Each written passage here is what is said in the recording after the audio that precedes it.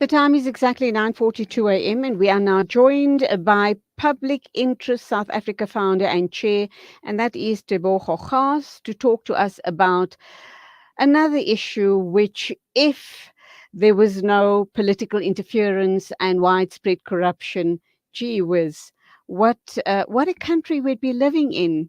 Okay, Public Interest South Africa cautiously welcomes a promulgation of Municipal Systems Amendment Act. What does this mean? What does this mean for employees of municipalities? What does it mean to broader South Africa? A very good morning to you, Tebogo Khaas. Welcome to the program. Good morning to you, Julie. Thank you for having me. Lovely to have you. And we understand that there is a promulgation of the Municipal Systems Amendment Act. What does that actually mean? Look, all that it means is that the existing Municipal Systems Act has been improved upon, if I may say, improved in inverted commas, because we're still to see. And additional requirements or clauses have been made to ensure that they try to beef up the act to stymie the endemic corruption that we all know is prevalent within municipalities, or at least local government. And you'd be aware that most um, violent or potentially violent service delivery protests happen at municipal level because of the corruption and lack of service delivery that happens at that space.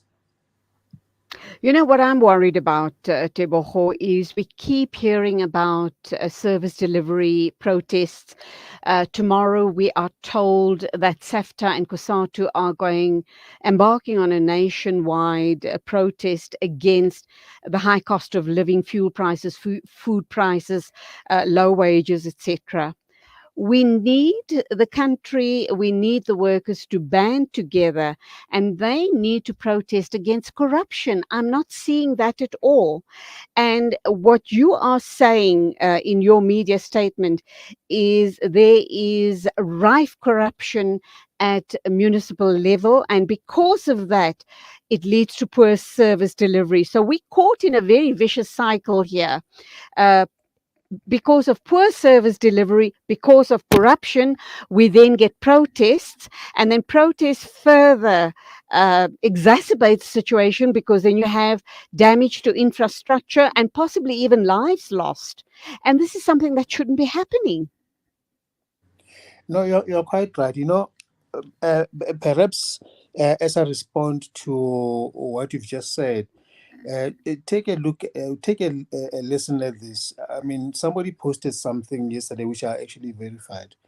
If you take a city like Ontario in Canada, with a population of about 2.8 million compared to Joburg's population of about 4.4 million, they have about 40 or 44 employees as a city compared to Joburg's 270. I mean, sorry, councillors, number of councillors as a city Mm, compared to mm. Joburg's 270. What that tells is that we've got bloated administrations which are only created to make space for politicians or cadres, just to dispense patronage and nepotism. So, in most instances, we've got councillors who don't even are not supposed to be actually even appointed, who don't have a clue what it is that they ought to be doing. Now, if you've got people who don't have a clue as to what they ought to be doing, you would expect that they would have no regard for oversight or no capacity to do any oversight. And a result of which you'll have employees who ought not to be employed within the municipalities who are doing work.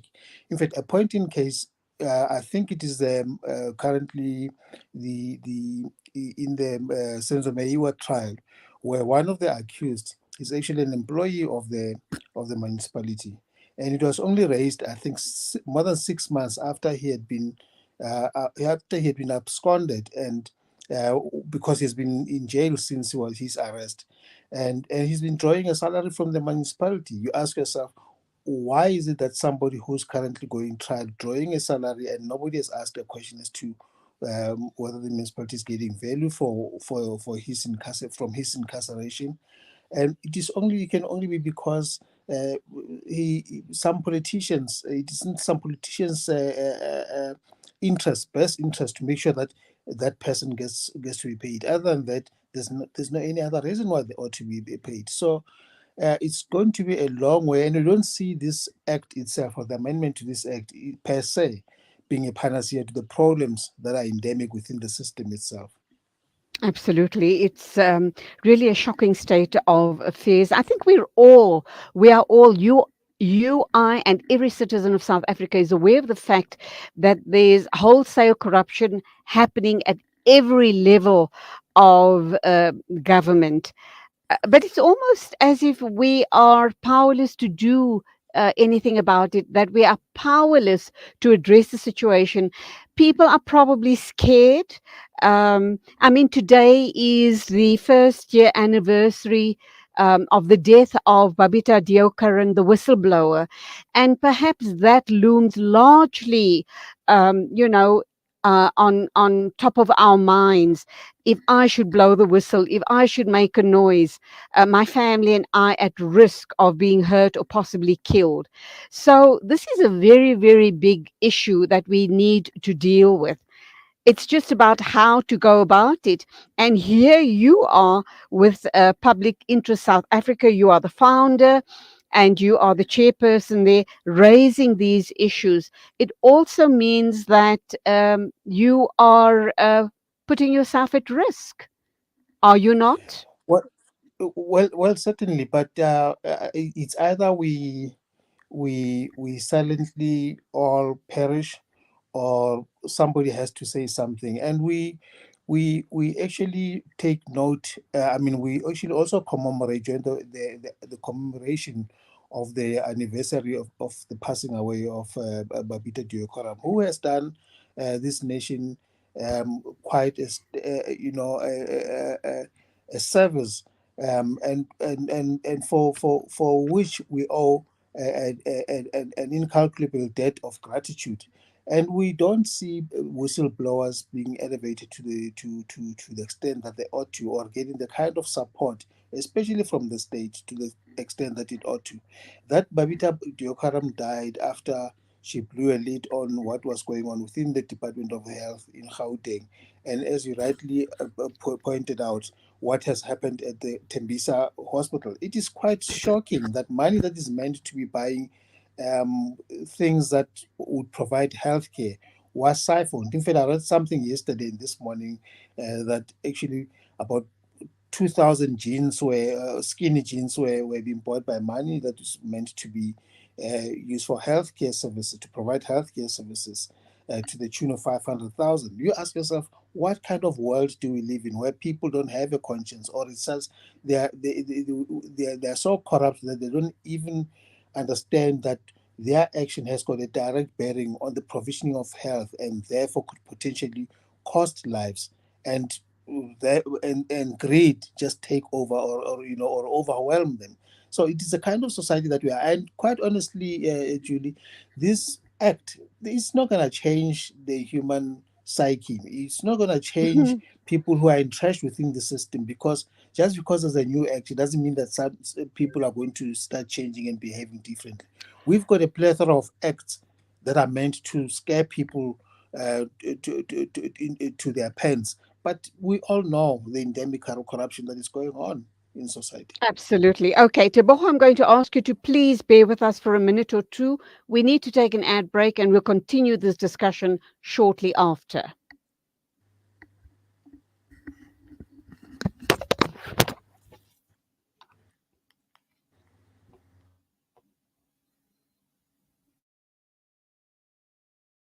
Every meal you make.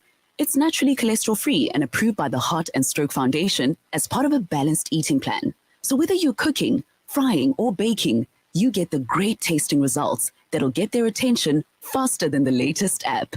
And if that doesn't work, change the Wi-Fi password. Sunfoil. Now we're cooking. The Prophet, peace be upon him, has said, He is not a believer whose stomach is filled while his neighbor is hungry. Help us at Sanzaf to ease the hunger burdens of those in need by providing freshly prepared meals daily. You can be part of this by donating once off or monthly towards the Sanzaf Meals Project. Visit sanzaf.org.za or call us on 011 834 6046 for more information. Sanzaf, changing lives through development and relief. Shimmer, sparkle, captivate. Nothing less than a masterpiece. Droplets of gold inspires precious design. Platinum bursts with intricate freshness, and every pure diamond becomes more than just a girl's best friend. Voda Gold Gem Jewelers, where timeless dreams become a reality. Come to us. We tailor-make designer gold, platinum, and diamond jewelry. Trade in or remodel your old gold. Clad yourself with classy name-branded watches. We offer insurance valuation and freezer card calculation. Visit us at 534 Ridge Road, Overport, or call 031 208 9142. Voda Gold Gem Jewelers, manufacturers of fine gold and diamond jewelry.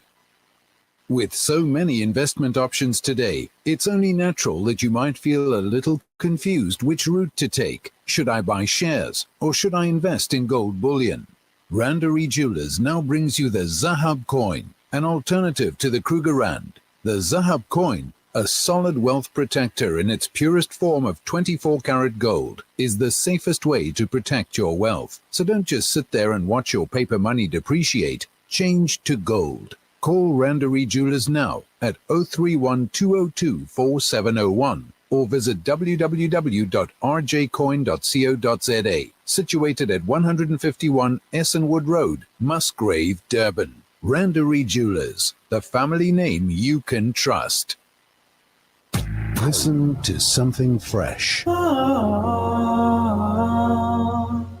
Listen to Salam Media. 9:54 a.m. with 6 minutes to wrap up time. I am talking with Public Interest South Africa founder and chair Tebogo Khaas. We're talking about the promulgation of a Municipal Systems Amendment Act. This talks directly with municipal workers who are found possibly involved in corruption or any other unsavory practices within the system, just not enough, or they're not being penalized, and that is why there is more and more and more rampant corruption in local and provincial governments, and that is why we're having issues around poor service delivery, and that is why we're having people taking to the streets and further damaging the infrastructure. Back to you, Tebogo. You go on to say that the effectiveness of the requirements for MECs for local government to submit copies of blacklisted individuals to the minister and strict maintenance thereof depends on the level of compliance, integrity, and efficiencies in the system.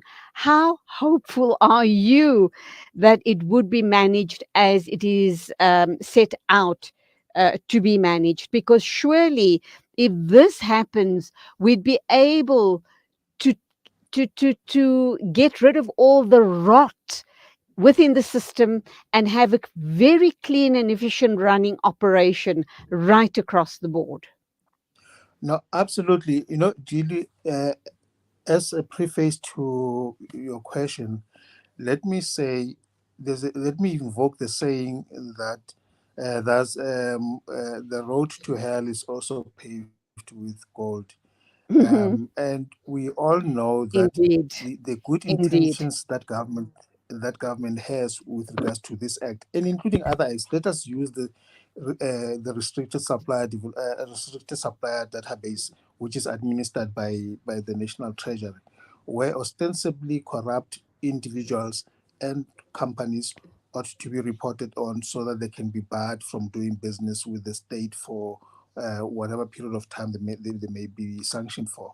That is not currently being used effectively because it relies on individuals to make input to report those who've been found guilty, either departmentally or or through the courts. But there is a lack of cooperation between entities that ought to be providing that information to National Treasury system, restricted database system, and you therefore find that even individuals who have been found guilty of corrupt practices in their corruption in the procurement events with government, they still continue to do business directly or indirectly with the government, because it takes officials within government departments or entities to report them. So the same thing, you're going to find problematic here, because this amendment seeks to enjoin or request or demand of municipal employees to actually submit lists to MECs, who in turn will have to periodically, remember, periodically, every three months or so, submit that information to the National Minister of COCTA, who would then be able to administer that database. You tell me that if an individual could be appearing in court at a high-profile case like Senzo Meiwa, and his employers can see him on TV, or even his colleagues can see him on TV, and nobody raises an eyebrows to say, look, this person is on the payroll, is correct, continuing to receive a salary, to draw a salary from the state, and yet the state is not getting, or the people are not getting value for his money. What's going to change? Nothing much is going to change. So much as we are guardedly optimistic, we still believe that this act is not going to be a panacea nor a magic wand to deal with all the ills that is afflicting our public sector environment. And also, most importantly, this only restricts itself to the municipalities, local municipalities or local government. What about provincial government in COCTA? What about the national COCTA as well? Where you still find people moving musical chairs. True. Okay, in closing then, let's understand who is Public Interest South Africa and why have you founded this organization? Public Interest SA was founded about three years ago. Although the idea germinated in 2009, we had to bank the whole idea because of the political environment, which was very much hostile at the time, and the appetite was very low to actually take on the politics of the town, to deal with the politics of the time. Be that as it may, ours is to intercede on behalf of communities who in most instances may not necessarily have a voice. So what we are basically doing are things that affect communities and and society at both national and local level.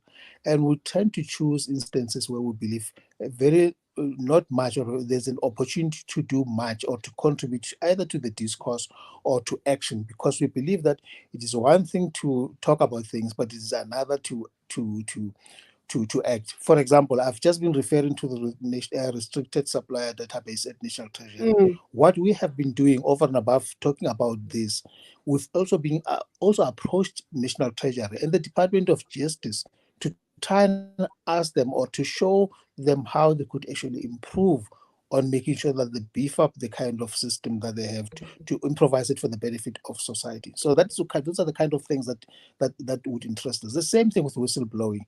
We are also involved in the whistleblowing space. You might have heard about our take on Bain and what ought to be done for Absolutely. whistleblowers. Yes. And I think we had a conversation in the past about the campaign that we did on whistleblowing. Any chances of political interest going forward, Public Interest South Africa becoming a political party? Well, if Public Interest chooses to go that route, I'll say thank you. That's not the route that I'm prepared to go. I've paid my dues in politics, and the last time in 2004, you may not be aware that I did take on the Guptas when they landed the Waterloo, that whole debacle, and I charged them. I preferred charges against them that sparked a very big cost on my health, because autoimmune, the stress-induced autoimmune, consequences set in, and a result of which I said it's not worth it. I still need to live. There's a certain level of stress that you can take, and Yeah, it is safe if you can do things outside the realms of true. confined politics. True. I'm sorry to hear about the impact on your health regarding the state capture issues with the Guptas and their It's very cronies. it's very little minimum compared to what many others are going through. Some even paying the ultimate price, like Sure. the activists from what do you call them, John Dolo, who passed Right. on, I Yes. think, over the weekend, Right. and even you refer to Babita Deokaram. That is the Mm. real and present danger that many are actually facing. It's been absolute pleasure talking with you, Tebogo Khaas.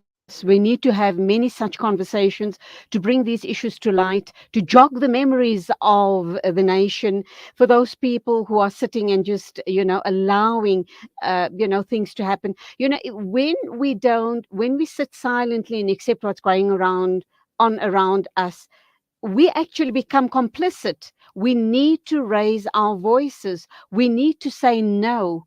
We need to push back against corruption.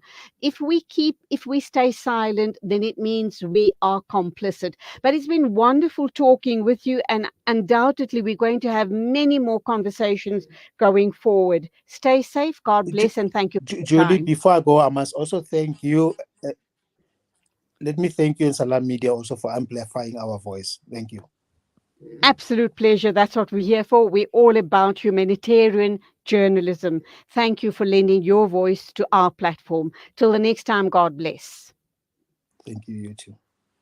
Okay, we've had a comment from Faisal. Let me read it out before I sign off. Faisal says, these unions are not there to deal with the real issues. They have vested interest in the corrupt practices that are taking place. And that's a comment from a listener, Faisal. Can't agree with you more, Faisal. Thank you indeed for your comments. Time for us to wrap up at 4 after 10. Thank you for your time. A big thank you to our producer and control, and that's you, Nasreen Naidu and Tolani. Till tomorrow morning at the same time as always. Keep safe. Assalamu alaikum and Khuda Hafiz from me, Julie Ali. But do stand by for Juice 24 by Mishari Rashid Al Afasi. Assalamu alaikum wa rahmatullahi.